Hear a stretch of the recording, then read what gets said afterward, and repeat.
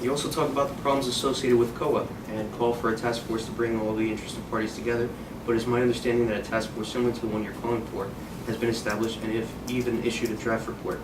How will you combat suburban sprawl and overdevelopment while focusing on providing the affordable housing we need? Well, let me first speak to the first point you made about a task force before. I don't think there's been a task force quite as broad-based as what I'm talking about. I really want to get everybody who's involved in the housing issue, representatives of those groups in a room and start to think through how we're going to do this better. But most importantly, we're going to have to focus on marrying the COA, the whole affordable housing issue, with good state planning. And by that I mean we need to put houses where job centers are and where transportation centers are. That's where we need to put people. And so the idea that every single community in New Jersey has to have its fair share of housing built in their community, I think is just a recipe for making people fight and say, wait a minute, this isn't going to work. We ought to bring back the concept of some sort of opportunity for some communities to purchase or help fund housing in other areas. And I don't mean just in urban areas or in the heart of inner cities, but I'm talking about where transportation nodes are and where jobs are based. So it can be in the suburbs, it can be in the cities, but we need to bring back some ability to encourage that kind of housing in a way that is married with the state planning process, as I mentioned. Overall, I think we can provide affordable housing. I think the original Supreme Court decision was a good decision, which said we shouldn't have exclusionary zoning. Mm-hmm. It's just morphed into something that has grown into just a battle in every community and a battle between the state and the communities, and we have to end that. And I think the way we end it is just bringing people together and saying, wait a second, we all agree with the underlying theory here. We have to do a better job of coming together and figure out how to make it work. Well, it's said that New Jersey has one of, if not the most powerful governors in the nation, yet the legislature and especially the legislative leaders can wield a great deal of power. How are you going to convince the legislature to sign onto your agenda, especially given that you're running as an independent? Actually, running as an independent I think is great because when I become governor, a couple of things. One, I've worked with opposing groups and, for 30 years. I've done it in the public, private, and nonprofit sectors, bringing people together that don't agree on the face of it, but making them figure out how to reach consensus. I have a great deal of comfort that I'll be able to do that, and maybe even more so because as an independent, think about it, it frees people up to do what's right. Mm-hmm. I can go in and not bring people into government because I'm paying off some party favor or something, but because I can find the best people who will do the job regardless of all the sort of the special interest pulls and tugs, and say, look, you come into my administration, you come into the Daggett administration, and you do what's right, and that's all you do. That's what you're guided by, that's how you do it. And I think going in with that attitude to the legislature will be a freeing process because there's a number of very good legislators on both parties that if they're given an opportunity not to have to stick to the party ideology and take the attitude that we can't work with the other party or we can't work with people, if they're freed up, I think that will unleash a much more creative approach and a much more collaborative approach to government. So I think, contrary to saying it'll be hard as an independent, I think it will be easier as an independent to do it. Okay. Let's talk about stimulus money. It is estimated by the Center for American Progress that New Jersey will receive some $17.4 billion from the federal stimulus program, including $7.2 billion in tax cuts that will provide relief to more than 3.5 million taxpayers in New Jersey. Governor Corzine recently created the New Jersey Recovery Accountability Task Force to review the distribution and award of federal stimulus. Do you agree with how it's being handled, or would you change the method of distribution? Well, the distribution method, I think I'm comfortable that there's enough people looking at it and working with it that ultimately it'll be a good process. I'm certainly hopeful that it doesn't become a political process where we find that most of the stimulus money goes to Democratic towns versus Republican towns. I really am hopeful that doesn't happen.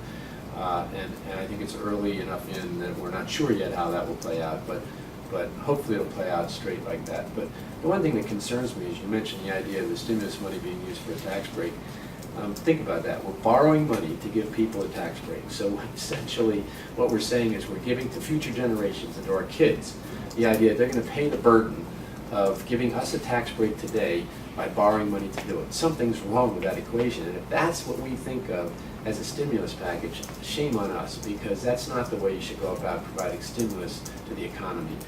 And so I think we've got to be particularly concerned also about when the stimulus money runs out next year or the year after, how are we going to fund that? Suddenly, we're going to have to fund it again with a state budget that's already in a deep fiscal hole. So we got to be very careful how we handle all these monies and what kind of commitments we make that are long-term, because if these end up being long-term commitments and then the stimulus money runs out, now we're forced to go back to the taxpayers to say, oh, you've got to help us out, or we have to cut the programs out completely. So tough process. We need to think through what we're doing, but by all means, we shouldn't be borrowing money to give tax breaks. Well, let's talk about public safety. What's the Daggett plan for reducing crime and ensuring public safety?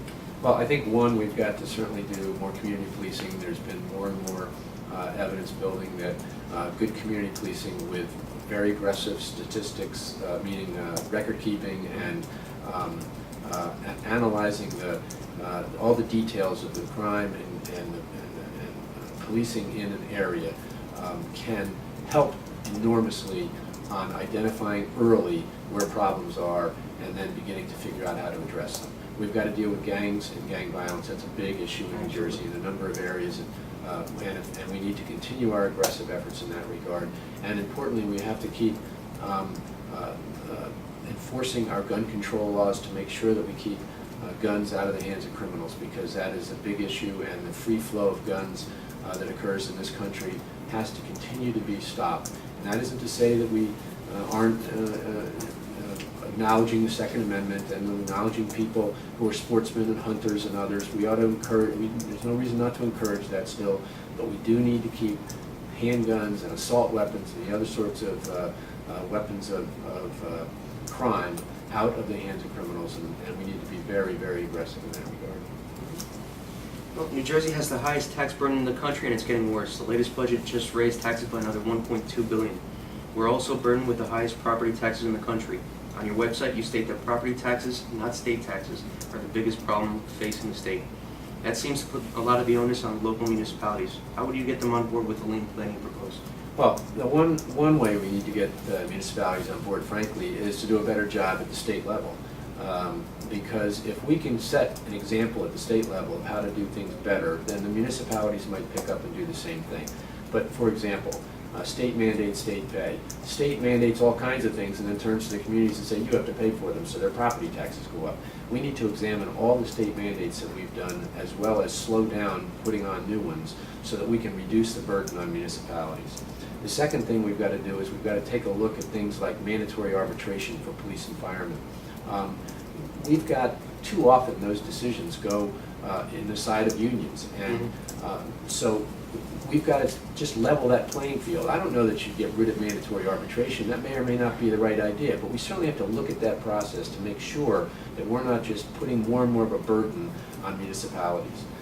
But then by the same token, municipalities themselves have to do a better job of not always being willing to give 3% and 4% raises to employees year after year as they go through more contract negotiations. So we have to try to set an example at the state level, and then across the board, state, county, municipal, and school district, and say to all public employees, you're going to have to help us contribute to and maybe having sacrifices of one kind or another, either through salary reductions or at least no increases, contributing more to health care and pension benefits, the kinds of things that everyone's going to have to do, not just state employees, not just school teachers or municipal employees, but across the board.